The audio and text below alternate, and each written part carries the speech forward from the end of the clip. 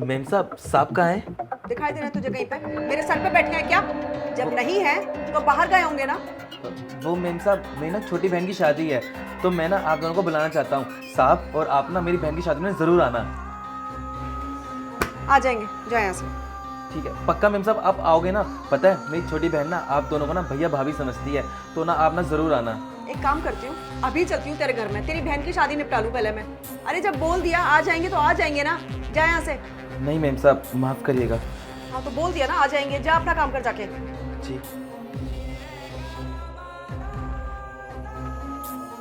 Card शादी में, card my foot. इन नौकरों की शादी में जाएंगे अब हम। मेरे पति ने भी ना इसको जरूरत से ज्यादा सिर पर चढ़ा रखा है, तभी तो हिम्मत तो देखो इसकी, मेरी बहन की शादी में आना। अरे स्टैंडर्ड है हमारा, इन गरीबों की शादी में जाएंगे तो इमेज डाउन हो जाएगी सारी।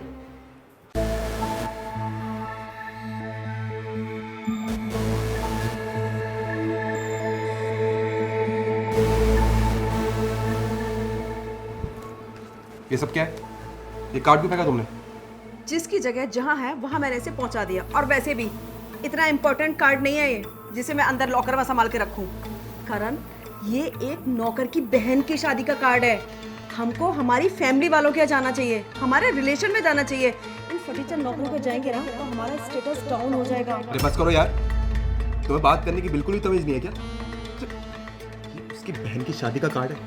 अरे इतने दिनों से बोल रहा था मुझे, साहब जी आपको और मैम साहब को ना मेरी बहन की शादी में आना है, और उसकी बहन ना मुझे अपना भाई मानती है। और तुमने ये कार्ड वहाँ फेंक रखा है। अगर वो देख लेता तो उसे कितना बुरा लगता। हाँ अरे देख लेता तो देख लेता, वैसे भी इस नौकर को ना तुमने ही सर पे चढ़ा रखा है। देखो करण, तुम ना गुस्सा मत करो, शांति से मेरी बात सुनो।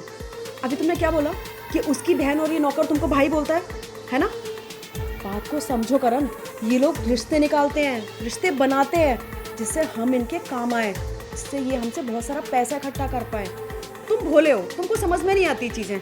देखो ये कार्ड भी उसने हमें क्यों दिया? क्योंकि हमारा एक स्टैंडर्ड है, हम उनके यहाँ शादी में जाएंगे, महंगे महंगे तोहफे लेके जाएंगे, ढेर सारा कैश देंगे। बस इन नौकरों की ना यही एक औकात होती है, तुम समझते तो हो नहीं। मैं तुम्हें समझा रही हूँ ना, इनको ज्यादा ना सर पर मत चढ़ाया करो। ऋषिका, यार मुझे नहीं पता था कि तुम ऐसी हो। मुझे आज समझ आ रहा है कि तुम्हारी सोच कितनी छोटी है। अरे करण, अरे चुप करो तुम जानती भी हो उसके बारे में? वो यहाँ पे ना 10 साल से काम कर रहा है, समझी तुम? और मुझे ना अपना बड़ा भाई मानता है, और मैं ना बिल्कुल तुम्हारे जैसा नहीं हूँ। और अगर मुझे पता चलता ना कि तुम्हारी सोच इतनी छोटी है तो मैं कभी तुमसे शादी नहीं करता। मुझे तो आज मेरे मम्मी पापा के फैसले पे, मेरे फैसले पे बहुत शर्म आ रही। मैंने ऐसी लड़की के साथ शादी की जो जो अपने से छोटे लोगों को इस तरह से ट्रीट करती है। ऋषिका, तुमने ना आज मुझे बता दिया कि तुम्हारी सोच ना बहुत ही ज़्यादा बेकार है। अरे वो मेरा छोटा भाई है और मुझसे बहुत ज़्यादा प्यार करता है। अरे उसकी बहन मुझे राखी बांधती है, और उसकी बहन की शादी है, और मेरी भी ना कोई जिम्मेदारी है। मैंने कहा ना, वो मुझे राखी बांधती है। अरे तुम क्या जानो रिश्तों की अहमियत? अगर तुम्हें पता होता ना तो तुम कभी ऐसी बात नहीं करती। पर कोई बात नहीं, तुम्हें जो करना है तुम करो। मैं उसकी बहन की शादी में जाऊंगा भी, सॉरी उसकी बहन की नहीं, मैं अपनी बहन की शादी में जाऊंगा भी, और जितना मुझसे होगा ना वो सब करूंगा। अरे शुक्र मानो कि उसने नहीं देखा, अगर वो ये सब देख लेता ना तो उसे बहुत हर्ट होता, और शायद वो यहाँ से काम भी छोड़ देता। क्योंकि हमारी शादी को ना अभी 2 साल हुआ और वो यहाँ पे 10 साल से काम कर रहा है। मुझे एक बात बताओ, आज तक कभी तुम्हें कोई काम में शिकायत मिली? हाँ, कोई शिकायत मिली? किसी भी चीज़ की कोई ऐसी मिली? वो बंदा ना बहुत ईमानदार है, आज तक ना कभी कोई चोरी या किसी चीज़ के बारे में ना उसने कभी सोचा भी नहीं। और आज उसकी बहन की शादी है और तुम्हें इतने प्यार से उसने इन्वाइट किया, और तुमने क्या किया? उसका कार्ड फेंक दिया।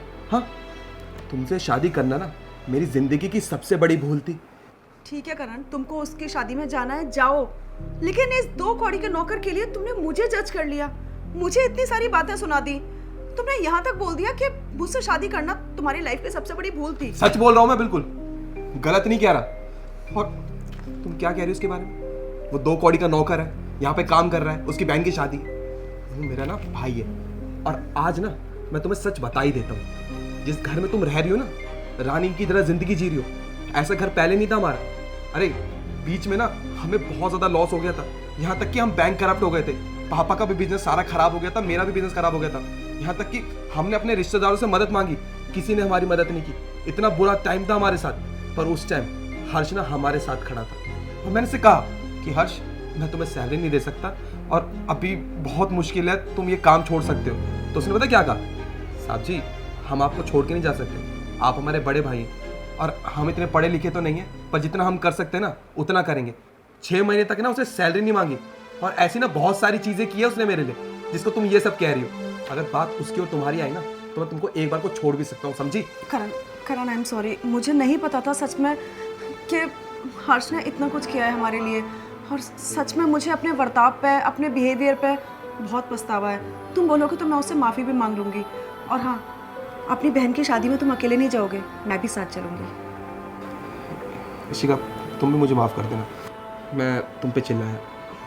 पर इंसान ना छोटा बड़ा पैसों से नहीं होता, अपने अपने बर्ताव से होता है, और उस चीज़ को समझना बहुत ज़्यादा ज़रूरी है। और तुम मेरी बीवी हो, मैं तुम्हें नहीं समझाऊंगा तो कौन समझाएगा? हाँ करण, मैं समझ गई हूँ और अपनी सारी गलतियों के लिए तुमसे माफ़ी मांगती हूँ। आगे से ऐसा कभी नहीं होगा, पक्का। चलो ठीक है।